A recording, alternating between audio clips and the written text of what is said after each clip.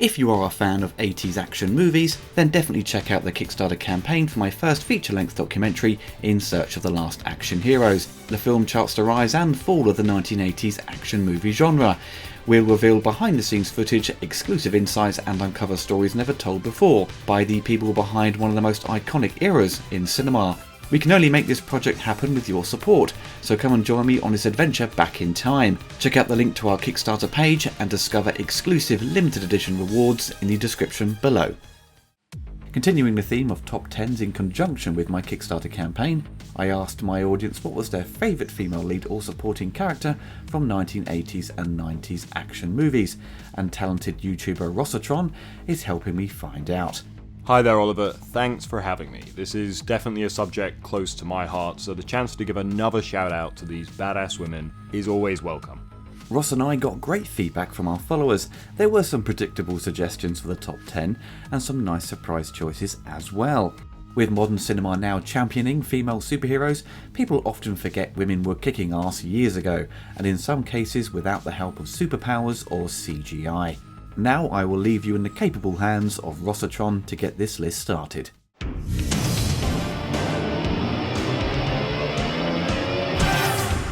Grace Jones as Zula from Conan the Destroyer. Conan the Destroyer is not a good film. The original is an absolute classic, but this tamer follow-up is lacking in pretty much every way. Where it does shine though, is in some of its supporting characters, and that is nowhere more obvious than in Grace Jones's Zula. Zula is the real epitome of that, now I feel kind of misunderstood, strong female character trope. She is strong, but that's not all that defines her. She has something more to her, something behind her rage-filled eyes that you feel comes more from Jones than anything the writers had ever intended or thought about. The way she shuts down a creep's advances, her smile at being free to fight for herself, finishing the job on her own, proving through her own steadfast belief that a woman can be as powerful as a man. If anything, she elevates the film, simply by bringing a real edge and rawness to what is a pretty thankless role. She is a striking presence, not just in terms of looks, but in how she shines as bringing something truly charismatic and so much more genuine to a film bereft of either of those qualities. Her character pays off quite wonderfully by inspiring other women in the story, and then undoubtedly, those watching the film. Suppose you set your heart on somebody. What would you do to get him? Grab him!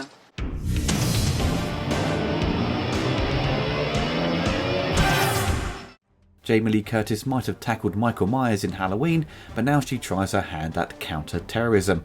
In True Lies, she plays a repressed housewife who is always left waiting for her husband Harry, played by Arnold Schwarzenegger, to return home. Unbeknownst to her, he leads a double life as a secret agent. After being accused of cheating on her husband, Curtis explodes in a fit of rage, unleashing her anger in a striking blow, demonstrating her untapped strength and confidence.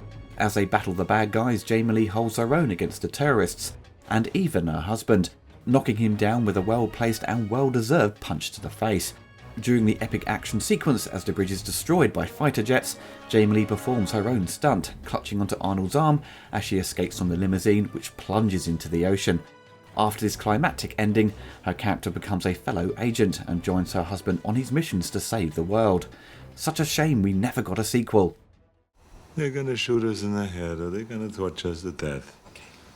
Or they're gonna leave us here until the bomb blows Harry! up.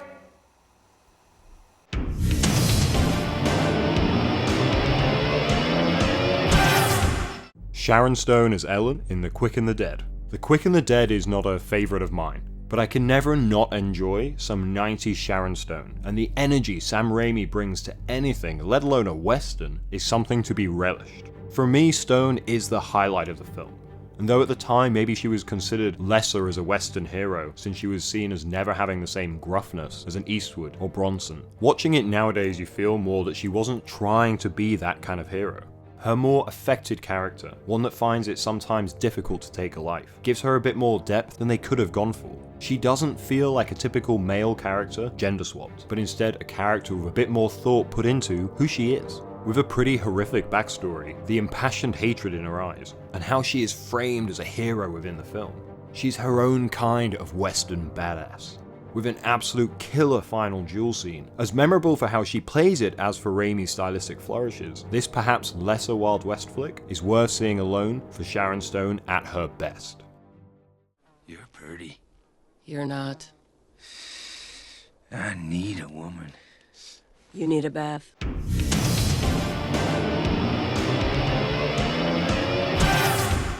At number 7 we have Vasquez, a woman you don't want to piss off. Jeanette Goldstein had some experience with bodybuilding, and her physique and attitude makes her just as tough as the other Marines in her team. At only 5'2", don't let her height fool you though, as she is probably the most gun-ho when going into battle. She is synced with the smart gun and is the first out of the team to ignore the commands of her flaky superior and decides to unleash hell on the aliens. As her team crumble around her, she stays cool and calm, but you know she's just as terrified as the others, but never shows it. She stays focused even to the end when she is out of ammo. She joins Gorman as they take their own lives to help save the others. Hey Vasquez, have you ever been mistaken for a man? No. Have you? Oh, Vasquez. You're just too bad.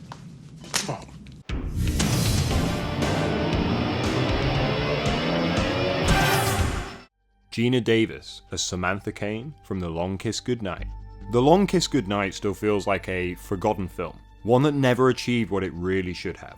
I feel that too about Geena Davis, for whom this film might be her finest hour. And when you've got stuff like The Fly on your filmography, that is a big statement. She absolutely sells both identities of the lead and delivers Shane Black's firecracker dialogue with aplomb.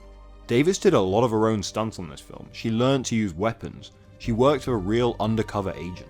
She went all the way to prove that she could do this, and it shows.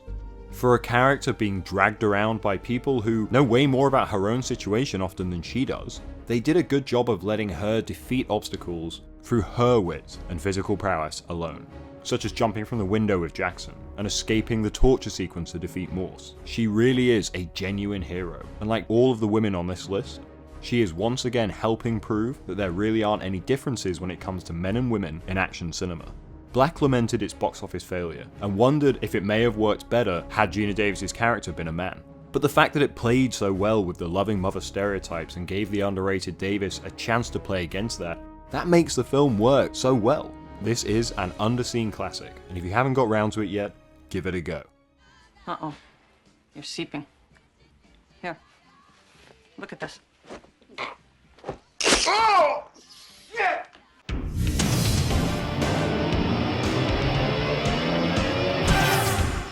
At number 5 we have the awesome Nancy Allen. The role of Anne Lewis was a massive change for her. Previously she was often cast as a bitchy teenager, made famous by the horror film Carrie. She got her break and moved away from her established persona to play a new character. Lewis has more balls than most of the cops at the station. She doesn't take shit and is not afraid to speak her mind.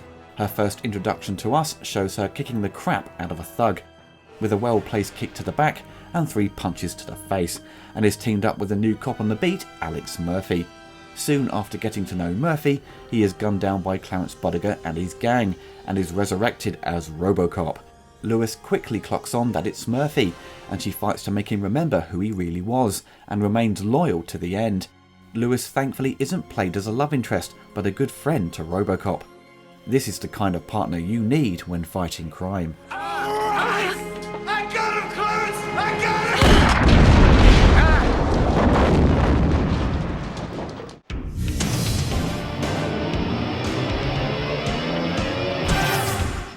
Cynthia Rothrock.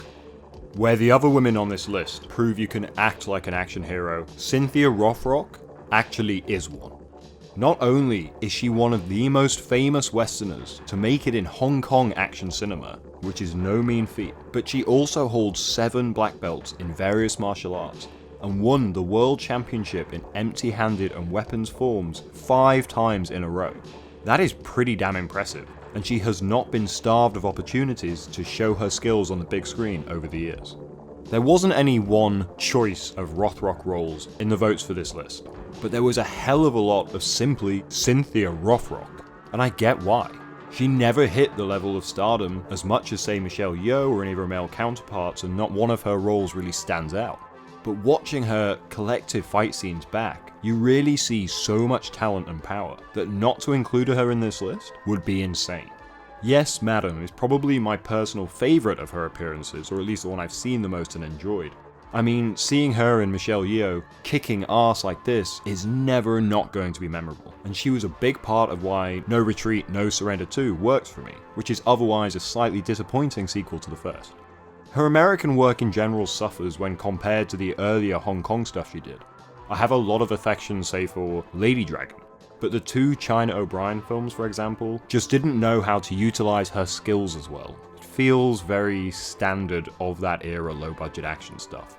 She isn't that great of an actress, admittedly, but she can absolutely destroy it in the fight sequences. She's had a few roles recently that haven't quite lit the world on fire, but she obviously still has so much to offer, and I hope we see a lot more from her very soon. You can't just leave. Patty promised us a show. Shit.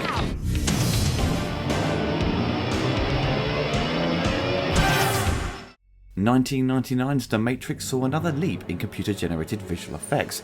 We were introduced to the mind-blowing bullet time sequences that blew everyone away when they first saw it, and the first time we see this effect is in Carrie Ann Moss's introduction as Trinity. This role made her a superstar. Very little has been revealed about Trinity's original life, not even what her real name was. Trinity was apparently a well-known computer hacker at one point, famous in underground circles for hacking the IRS database. Trinity is a softly spoken woman who may appear harmless, but can break your arms, shoot you to bits, and jump through windows faster than a speeding bullet to make her escape. Carrie had no experience in martial arts, but trained intensely to take part in the action-packed fight scenes, and she succeeds on all levels. Even though we also see Trinity as Neo's love interest, this never distracts us from her character or her achieving her mission. I believe Morpheus means more to me than he does to you. I believe if you are really serious about saving him, you are going to need my help. And since I am the ranking officer on this ship, if you don't like it, I believe you can go to hell.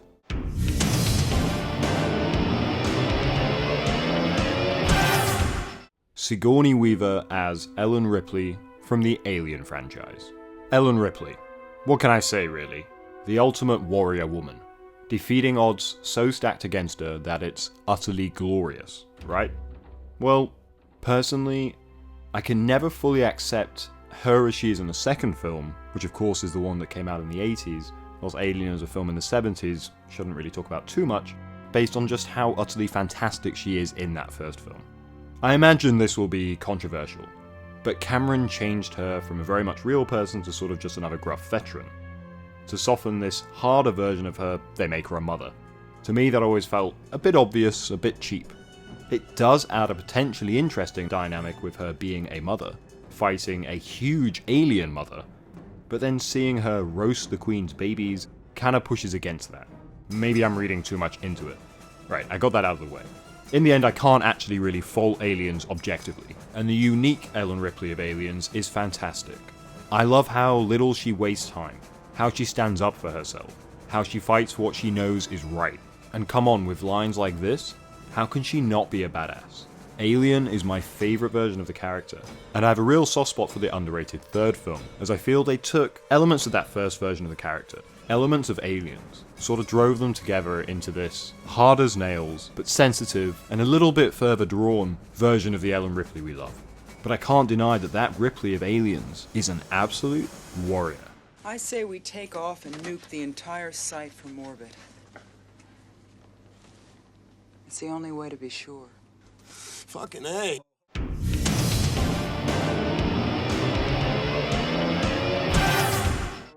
No real surprises here. Most of us love the Terminator series, and Linda Hamilton as Sarah Connor was everyone's favourite female action star.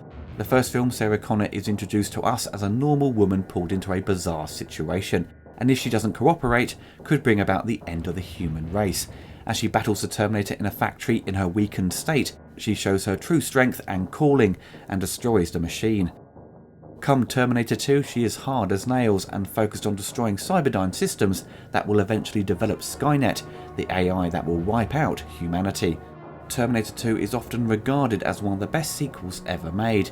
It demonstrated so clearly how dedicated Linda was to the role, as she got in fantastic shape, showing this massive transformation Sarah Connor took on from her humble beginnings in the original film. She turns into a Terminator herself.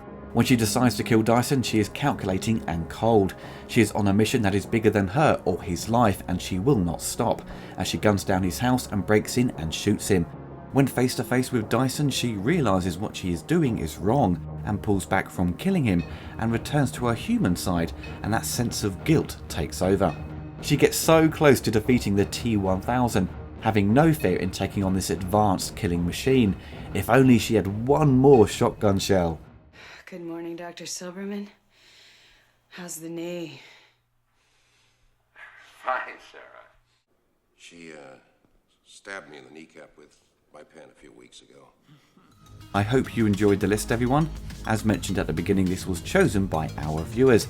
We did get some great suggestions that didn't quite make the top 10, I'm afraid, so don't blame me or Ross. Please do check out Rossatron's channel if you're not following him already. He provides great video essays on many of the action films we loved growing up, and even more recent releases. Look out for the next top 10 video on video games based on movies.